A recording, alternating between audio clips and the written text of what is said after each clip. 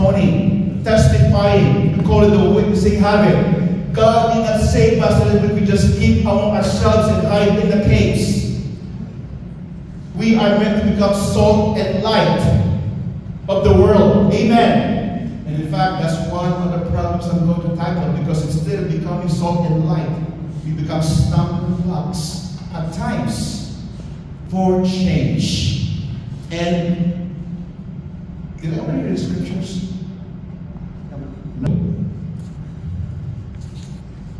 Will you raise up your hand if you are one of the veil that is covering their eyes, covering their face? For the Lord is the Spirit, and whenever the Spirit of the Lord is, there is freedom. So all of us who have had the veil removed can see and reflect the glory of the Lord.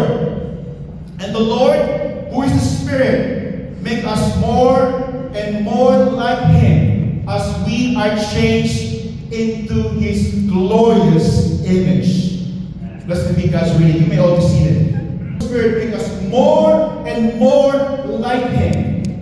One of the indicator that the veil has been removed in our lives is when we live our lives more and more like Jesus. Anybody here are more like Jesus now? More than yesterday. People of God, brothers and sisters, for us to become true disciples of Christ, we cannot remain the same. We need to change every single day. I need to change. There's still things in my life that needs to be overcome. There's still things in my life I need to know about God and His kingdom. We are not yet done. Our changes in our life, either you are growing or you are dying. Depends on what is happening inside of us. Are you with me, church? There are many forms of change in our lives. There are changes, desired changes. There are unwanted changes. There are planned changes. There are pleasant and unpleasant changes. There are external changes, changes that we could not control, but there's also internal changes, changes that are happening in our lives. But I will cut to the chase because I only got 15 more minutes to go. Change is important. Change is necessary for our spiritual growth. We could not become the people of God that God wants us to be, that God will use us to be, unless we change. Amen. You know, in John chapter 12, verse 24, Jesus said this, I tell you the truth, unless a kernel of wheat is planted in the soil and dies, when it dies, it undergoes a change. Unless it dies, unless it changes, it remains alone. It only has potentials, but it has no power. It doesn't change, but instead will produce many kernels, a plentiful harvest of new lives. In other words, we cannot become fruitful Christians, fruitful followers of Christ, bearing so much fruit, unless there is a change. Next Sunday, we are different. We need to be different. Not only on the cell levels, but also in the spiritual level. We need to change. That's why in 2 Corinthians chapter 3, verse 18, God has one purpose. God has one purpose. Why He called us all. He said to bear the image of Christ. To become more and more like Christ. To be changed by Him. I hope this is our goal. I want to become more and more like Jesus than yesterday, than the other day. I want to become more and more like Him. Not in the physical, but in the spirit. There are three things I would like to share with you. Three principles on change. What must change in our lives? Change is constant. Change is necessary. We have to change so that we could grow. Amen. Are you still with me? First one is this. We need to change. For us to change our destiny. I call it our future life. Anybody here has a future? Yes. I hope you all have. If you don't, our destiny is our future. Perhaps you have already planned your future, your retirement, whom you're going to marry, whom you're going to spend your life, what work you would do, what career you would pursue, or what gravestone I'm going to put in mine. We're all getting there. But destiny, to change our destiny and future life, we must change our identity. Do you know what our default identity is? Romans chapter 3 verse 20 says this. All have sinned and fall short of the glory of God. All means all. All of us. If all have sinned, what does it call us? Sinners. We are all sinners. And if we are all sinners, that was our identity. Romans 6:23 says, and the wages of this sin is death. In other words, our destiny, if we do not change, is in the fires of hell. Why? Because all of us have sinned. We tried the old covenant. We tried to follow the 10 Commandments. But yet, all of us failed. All of us failed in loving God, in loving people. The 10 Commandments should be our standard. That we are living the life in Christ. That we honor God. That we worship God. That we do not lie. That we do not commit adultery. That we do not steal. We do not murder. We do not covet other people's belongings. That we honor our fathers and our mothers. That's why we have Mother's Day next Sunday. But yet, I have seen time and again Christians call themselves Christians that's so way off. And that is what that is the thing I would like us to really understand and dealt with. Why? Because many people only change their religions. Coming to church doesn't make you a Christian. In fact, statistics have said, I don't know how they got this information, but more than half of people who regularly goes to church will go to hell. I hope it's not correct. But based on the evidence, and they look at it on the evidence of their lifestyle, of their habits, of their belief, many have only changed religion. They've only changed churches.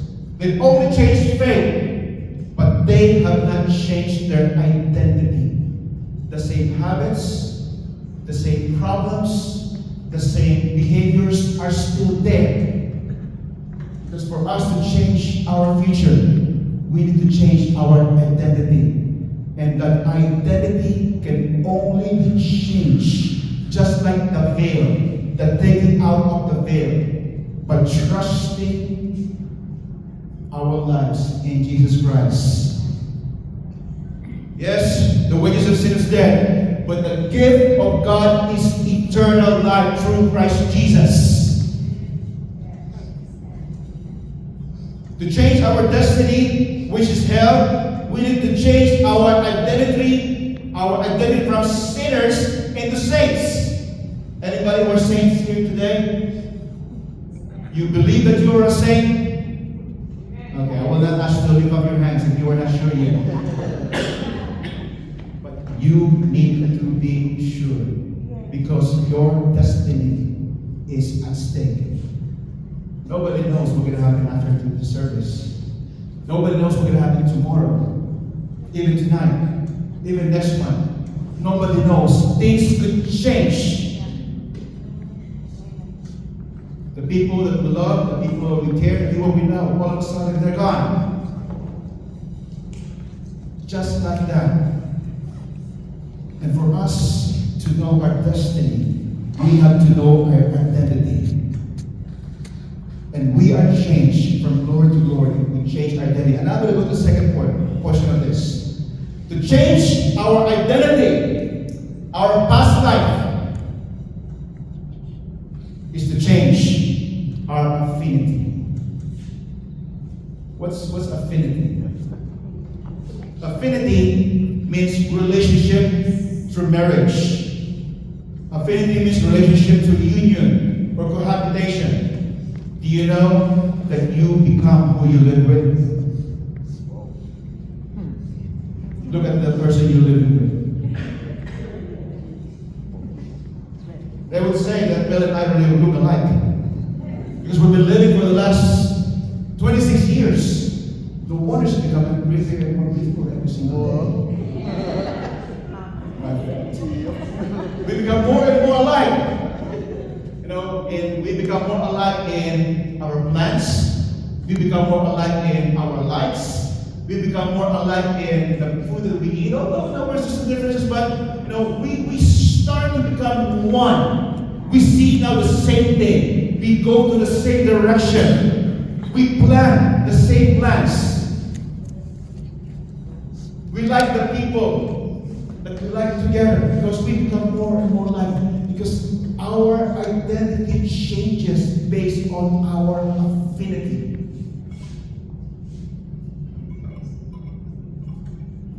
In marriage, the wife assumes the name of her husband in marriage. And that is true for most culture. In the Philippines, also here in the U.S. Women, I know, when you get married, you no longer carry the name of your parents. You start carrying the name of your husband because you become one. You are no longer identified as the daughter of your father. From that day, you are now identified as the wife of your husband. Because now you took out that last name and now you carry the name of your husband. You become one. It is the same way with us, with our relationship with Christ. And for us to have this new identity, we have to be connected to the true deity, which is Jesus. He said in 2 Corinthians 5:7, it says, anyone who is in Christ, he becomes a new creation. Behold, all things are gone. Behold, all things become new. And my question is this, is that true? Yes, I know it's true in the Bible. The Bible says it. But what I'm asking is that true in your life? Is that true in our lives? Are we changing? Yes. Or are we still identified with our old ways? With our old habits? With our old lives? Do we now carry the new name? Do we now carry the new life, but in Christ?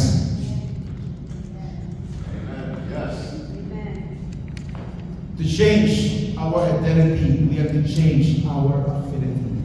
That's why Jesus wants us, Paul wants us. Be careful on who you surround your life with. Because good, bad companies corrupts characters. And this is one of the questions in my observations. As I observe people, as I study people, as I observe life, my life, and the people around me. And in fact, we have a discussion with the leaders last night that how come these people, there are people who goes to church, who reads the Bible every single day, maybe every single day, but still, we do not see the fruits, the good fruits of their lives. I don't fully know the answer. It is only between God and them. But one thing I know, perhaps there's a problem with their identity. They may have just changed religions, but they have not changed their identity, being born again in Christ. Or perhaps they had started well in the beginning, faithful, joyful, worshiping God, serving God. Then all of a sudden, they surrounded themselves with the people, with the correct people. It changed their affinity, and eventually changed their identity. Am I making sense, church? I hope there is no veil right now, because this is very important. Change needs to happen, because when there is no change, there is no growth. Anyone who is in Christ becomes a new creation. Behold, all things become new. There are times we started as new, then we revert back to the old, because there's a problem with our affinity. I pray that God will become, Jesus will truly become our husbands and our wives. That we as a church is indeed married with Christ. The problem at times, we as a church, as a bride of Christ, we are not showing ourselves as the light of the world, as salt and light, because we attach ourselves to our religions, we attach ourselves to our denominations, we attach ourselves to our programs, we attach ourselves to our structures instead of attaching ourselves to the Holy Spirit.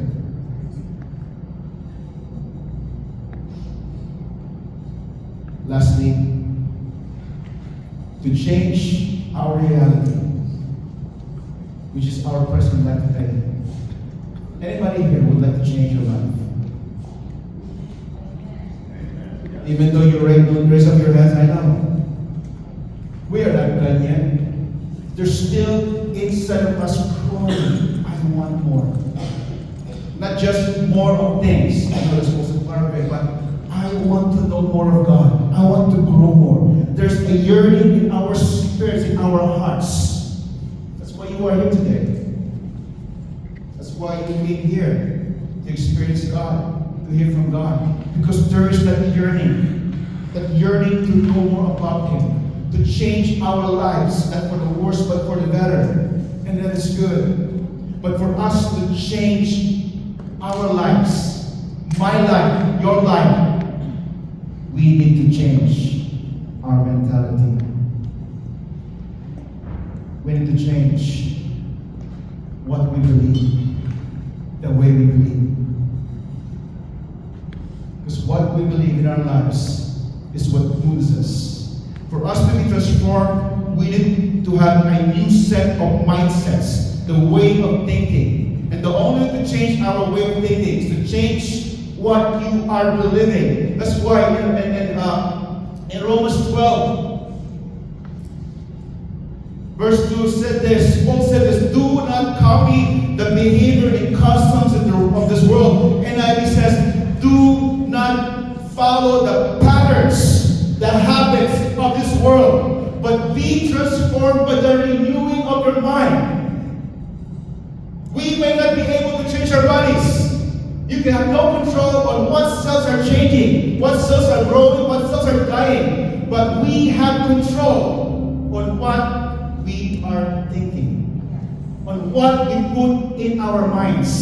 Someone said this, you cannot prevent a bird from flying over your head. I have a neighbor who complains to me. Most of the time, he said that because we on our house, we have a side to side. My wall basically is side yard. And every single summertime, springtime, a lot of birds will start coming in, nesting in. And for some reason, they love my house. Pigeons love my house. Now my room, you can plant plants in my room because there's a lot of fertilizers. Throw a seed, it will grow, even in summer. And that's fine with me, I don't care. But my neighbor cares.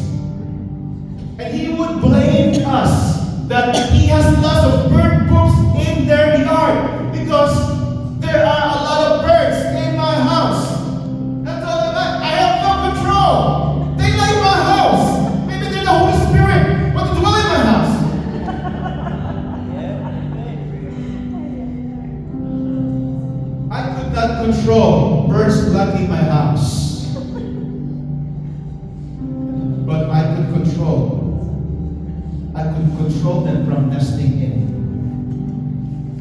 We could not control birds flying over our heads, but we could control them from nesting in our minds. We cannot control thoughts from coming over our heads. You would hear things, you would hear reports, you would hear news, you would hear rumors, you would hear gossips. You cannot control them. They would come in, but we can control from settling it in our minds. You know what I did to stop those birds from coming in? I put stakes, I put traps, I put things that prevents them from enjoying my roof. Thank God they are lesser now, but there's still more work to do. But I need to change. I need to do something. I need to stand up. I need to work it out. Amen.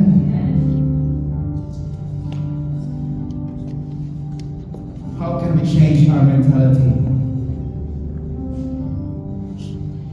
Philippians 4 verse 8 says this, finally, brethren, whatever is true, whatever noble, whatever just, whatever are pure, whatever things that are lovely, whatever things of a good report, if there's any virtue on these things, meditate on these things.